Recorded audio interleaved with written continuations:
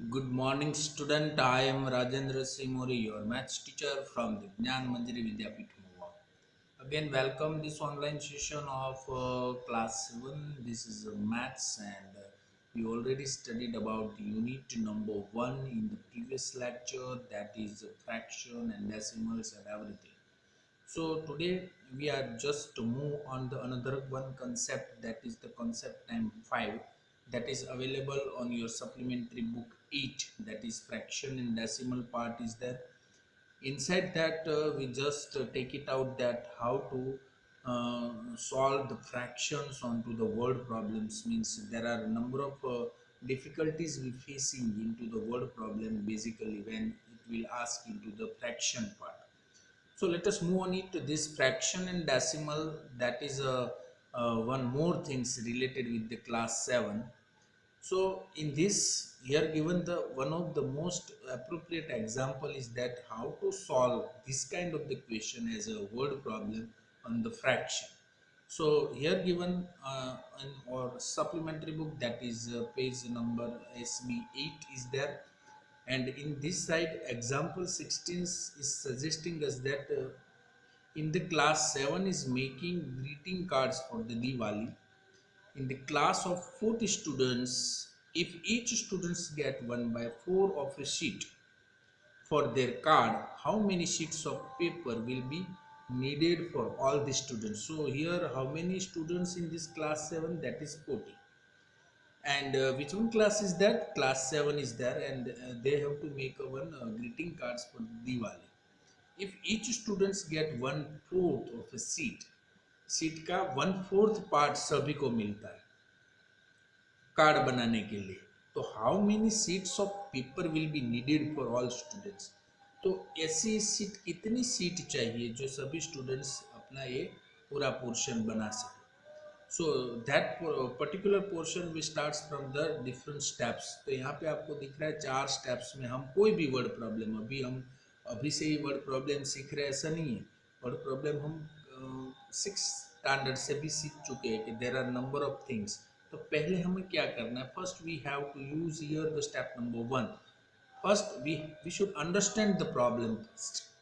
तो पहले हमें प्रॉब्लम को अंडरस्टैंड करना है, समझना है. तो उस स्टेप में हमें क्या चीज़ ध्यान में रखनी है कि क्या चीज़ हमें गिवन है. So that portion is available here कि गिवन क्या है और बेसिकली हमें क्या करना है. तो दो चीज़ किसी भी प्रॉब्लम को सॉल्व करने के लिए इनफ वन होती है. So that is given or asked. So in the given part, it will be displayed the fraction of a sheet that each student gets 1/4. So total number of students कितने हैं ये सभी चीज question में दी गई है, वो सब आपको एक साथ में लिखना है कि मतलब फ्रैक्शन दिया गया है, स्टूडेंट्स को 1/4 की सीट्स मिलेगी, टोटल नंबर ऑफ स्टूडेंट्स कितने हैं वो सभी चीज गिवन पार्ट में होगी. और आस्क मतलब हमें क्या करना है, how many seats of paper will be needed for all the students, that is the question. हमें एक क्वेश्चन सॉल्व करना है. तो एक क्वेश्चन सॉल्व करने के लिए हमें क्या करना पड़ेगा? This all this things given and ask, यानी step 1 is cover. Now step 2, which operation should be applied for this particular problem. ये प्रॉब्लम के लिए हम कौन सा ऑपरेशन यूज करेंगे? मैथमेटिक का कौन सा ऑपरेशन यूज करेंगे? तो ऑब्वियसली मल्टीप्लिकेशन हम यूज करेंगे, क्योंकि 40 स्टूडेंट्स है, 1/4 for each students get for the card. So obviously we are using here the just part of the operations here, that is multiplication. Why we are using this multiplication? The fraction of a sheet that each students need is given. To find the number of sheets needed by all the students, we multiply the fraction by the number of students. तो हमें क्या करना पड़ेगा? जो भी fraction given है 1/4, उसको students की जितनी स्ट्रेंथ है उससे मल्टीप्लाई करना है. So that is our step number 3. Right that statements. So we have to use 1/4 multiplied with 4. So that is your third steps is that, and the fourth steps 1/4 into 4. So obviously 40 divide with 4 होता है step number 4 में. 40 divide with 4 का मतलब होता है is equal to 10. So that is mainly used here. So that is the main concepts that we have to solve today, and whatever the exercise is given, that portion also be simultaneously we checked like that way. So today we also covered, because of two questions already discussed into the previous part. So today we discussed the 2.1 and 2.2 both questions in this video session, so you must be careful about it. So let us move on it. So now first of all, problems on the fraction, यानी हमें जो भी चीज़ करनी है वो operations कौन कौन सी चीज़ पे करना है, just we have to check it out.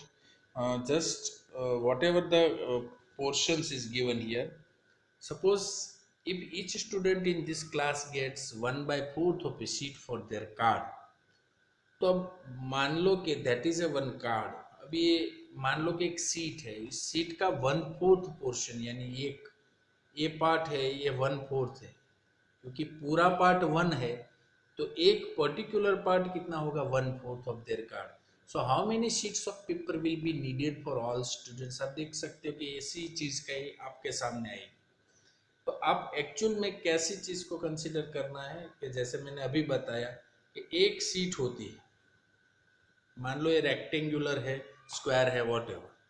अब उसका 1/4 का एक कार्ड बनाना है, मतलब ये एक सीट में से कितना बनेगा, 1 2 3 4 ऐसे. तो एक पार्ट 1/4 ही हुआ ना, जैसे कि हम ये सब चीज पहले भी सीख चुके हैं. तो उसको हम how many seats of paper will be need for all students, इस क्वेश्चन में आप क्या कह सकते हैं आंसर. तो ऑब्वियसली इसी क्वेश्चंस को सॉल्व करने के लिए, if each students in this class gets 1/4 of a sheet for their card, how many sheets of paper will be needed for all the students. तो यहाँ पे हमें जो गिवन है वो ऐसा है कि each students get 1/4 of a sheet, the total number of students into the class. दो चीज हमें बताई गई, और हमें क्या करना है, नंबर ऑफ सीट्स कितनी चाहिए, टोटल कितना चाहिए वो हमें फाइंड करना है. So that will be given into the ask. Operation always be multiplication, because of the total number of sheets has to be calculated when the number of students is known. जब हम कितने students है वो जान सकते हैं या जानते हैं, तभी हम उसी फ्रैक्शन को नंबर ऑफ स्टूडेंट्स से मल्टीप्लाई करना पड़ेगा. Now mathematical statements always be given that 1/4 into number of students into the class, and finally we get the reason. So did you still get the same answer? Raise your hand to share. Is there any kinds of the finds. अभी आप देख सकते हो कि कोई भी numbers आप लगा दो. सपोज मान लो कि number of students in the class 20 है, तो 20 डिवाइड बाय 4 करने से आंसर 5 आता है. 30 स्टूडेंट्स है तो 30 डिवाइड बाय 4 करने से क्या आता है, ऑब्वियसली वो नंबर से वो बढ़ता जाता है. So let us move on that points. So how to involve this particular fraction operation into the word problems. Just we started into the earlier part of this video. मैंने आपको पहले ही बताया कि SB6 में जो पोर्शन अभी एक example जो अभी मैंने आपको बताया, वो एग्जाम्पल्स को कैसे वर्ड प्रॉब्लम हो हमारे पास. So how can we solve with this particular type of the fraction operation? So let us move on that. Here given that Meera and Shushil are collecting plastic to sand for recycling. Understands carefully or listen carefully what I am telling here. Two persons are that, and they have to collect the plastic to sand for the recycling. Each hour, Meera and Shushil collect 1 into 1/2 and 2/3 buckets of the plastic respectively. मतलब पहला जो portion है वो मीरा का है, दूसरा जो fraction है वो सुशील का है. How many bucket of plastic in total would they collect in 3 hours. So all 4 categories given here. Understand the problem, identify the operation, write the statement and solve the problem. ये चार चीज हमें ध्यान में रखनी है. And how can we give the answer. So first of all, which portion we covered here, understand the problem. उसमें हमें दो चीज बतानी है, गिवन एंड आस्क्ड। तो यहाँ पे हमें गिवन क्या क्या दिया गया है। तो पहले मीरा क्या कलेक्ट कर रही है, 1 into 1/2 buckets of the plastic. और सुशील है वो collects 2/3 buckets of the plastic in 1 hours. कितनी आवर्स क्या है पोर्शन है, 1 आवर्स का। सो that is putted into the given part. Second, पहली कैटेगरी के लिए हमें दो चीज कलेक्ट करनी है, गिवन क्या है और हमें क्या फाइंड करना है, that we write into the asked category. So total number of buckets of plastic collected in 3 hours. हमें क्या फाइंड करना है, यहाँ पे गिवन है, आप देख सकते हो कि how many buckets of plastic in total would they collect in 3 hours. So that is we have to find. हमें क्या फाइंड करना है, that mention into the asked under the heading of understand the problem. तो ये दोनों चीज समझ में आ गई। अब हम दूसरी कैटेगरी में जाते हैं, identify the operation. Now the second category is highlighted, identify the operation. Now what is the operation, why did you choose this operation, यानी आपको ऑपरेशन कौन सा यूज करना है। चारों चार ऑपरेशन में से आप देख सकते हो, या तो माइनस ऑपरेशन होना चाहिए, या मल्टीप्लिकेशन, या एडिशन, या division.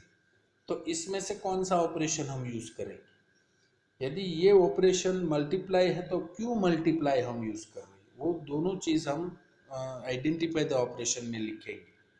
So that is the operation. Operation हम यहाँ पे यूज करेंगे मल्टीप्लिकेशन एंड एडिशन बोथ।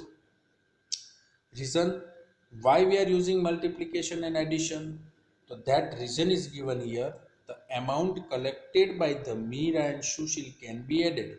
क्योंकि मीरा एंड सुशील दोनों का कंबाइन करना है, तो हम दोनों दोनों का जो प्लास्टिक कलेक्शन है just we added here and added after together to get the total amount collected in 1 hours. So this information can be used to find the total amount collected in 3 hours by using multiplication. So this information can be used whether we are using the total amount collected in 3 hours by using the multiplication. So that is the reason. So we should use here both things, multiplication as well as into the addition. Next one, third category, that is the write the statement. So how to write these mathematical statements here? So first we have to write that the total number of buckets of plastic collected by Sushil and Meera, that should be in 3 hours. So 3 multiplied with whatever the portion of the Meera, that is 1 into 1/2, that we put it, and plus 2/3, that is from the Sushil. तो हमने क्या किया, जो answer question में पूछा था 3 hours, तो 3 hours को ये दोनों के टोटल से हम मल्टीप्लाई कर रहे हैं। तो पहला हुआ 1 into 1/2 और दूसरा हुआ हमारे पास 2/3। So that is mainly used here. तो ये हुआ हमारा mathematical statements, that is the third steps. And now the final step, that is to solve the problem of here. तो इसका हम सिंप्लीफिकेशन करेंगे, amount collected by Meera and Sushil in 1 hours, that is here given. So after we taking, that will be the answer 6 into 1/2. So 6 into 1/2, so Meera and Sushil together collected 6 and 1/2 buckets of plastic in 3 hours. So that is the main answer of it. तो ये हो गया पहला word problem. यही examples आपको आज अपने homework में भी करना है। मतलब समझ में आ गया, क्वेश्चन अच्छी तरह से लिखो, फिर जो स्टेप्स हैं यहाँ पे बताए गए उसी स्टेप से आप अपना क्वेश्चन सॉल्व करो। If you solve this kinds of the method, तो आपको एक मेथड माइंड में सेट हो जाएगी, then there is nothing too hard inside. Okay, तो ये हो गया वर्ड प्रॉब्लम का operations. Now we are going on to the another one point.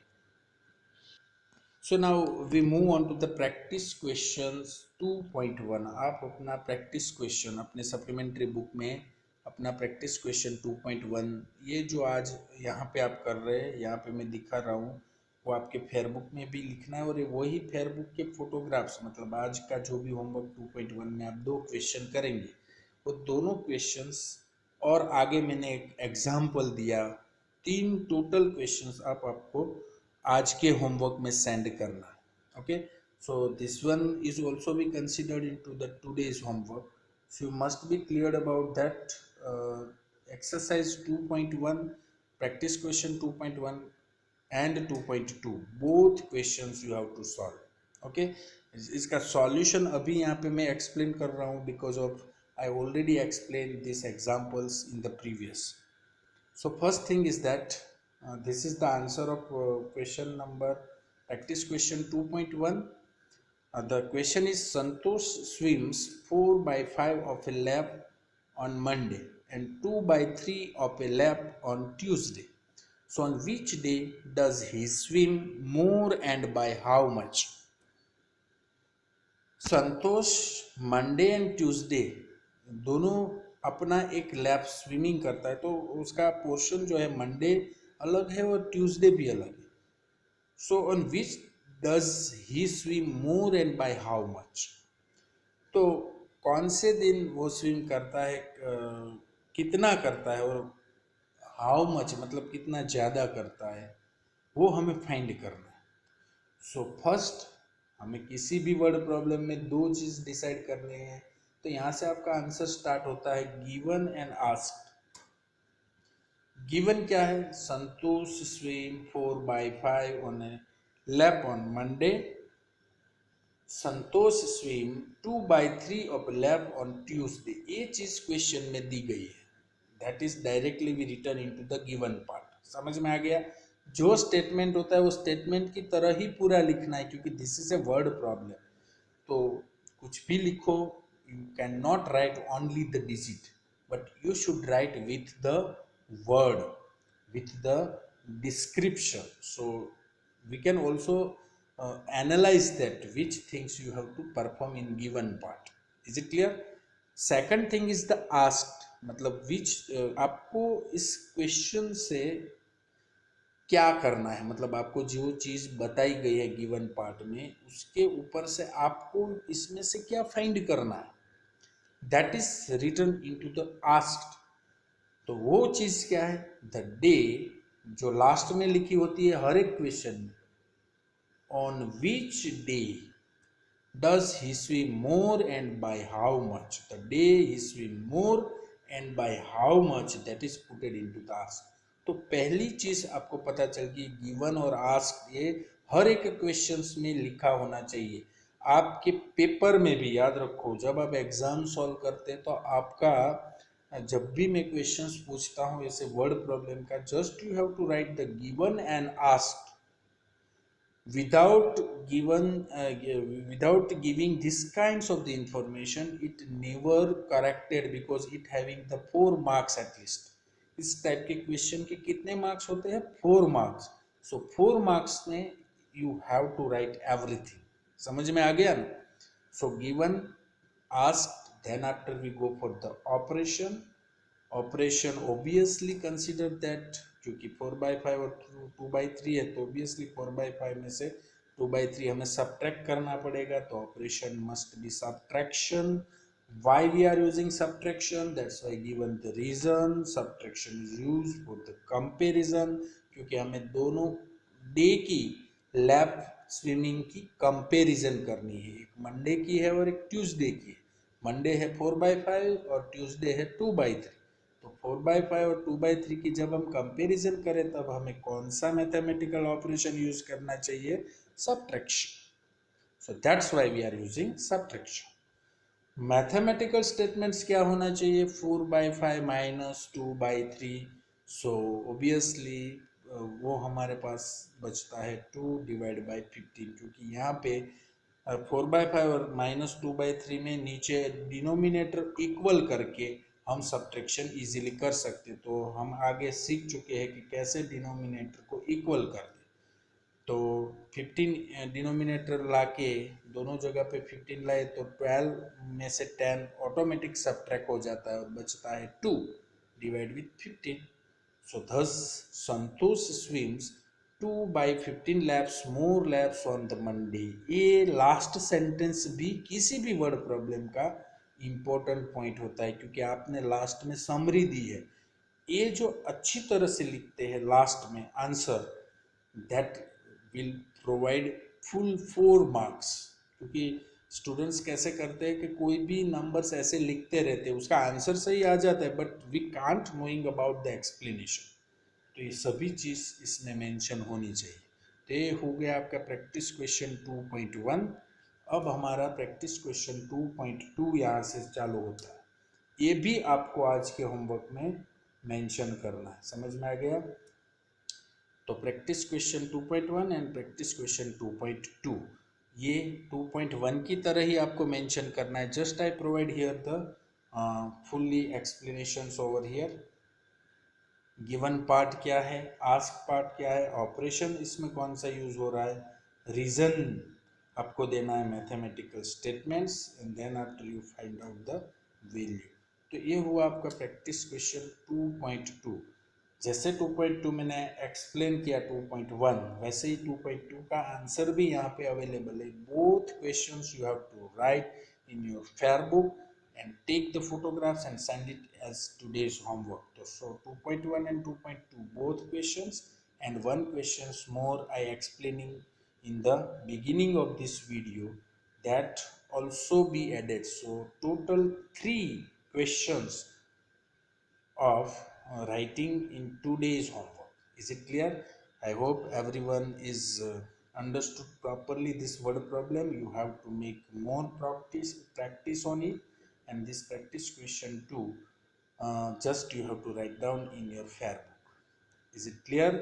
So now, before I ended these sessions, you must be cleared about all these things. If you not taking all the actions in one glance, you have to rewind this video and again you repeat it. Thank you very much for being with us. We will meet very soon into the next lecture. Thank you. Have a nice day.